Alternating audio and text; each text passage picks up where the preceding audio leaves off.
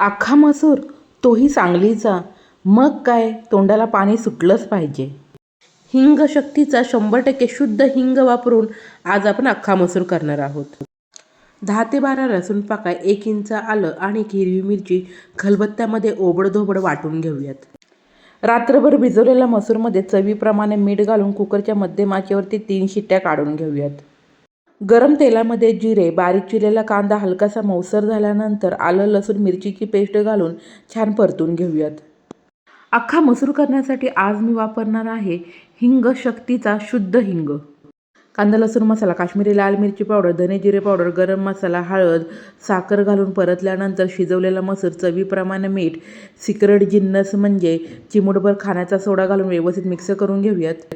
भाजीला कड आल्यानंतर लसूण आणि काश्मीरी मिरचीचा तडका घालून सांगलीचा सुप्रसिद्ध अख्खा मसूर तयार. नक्की एकदा करून पहा. धन्यवाद.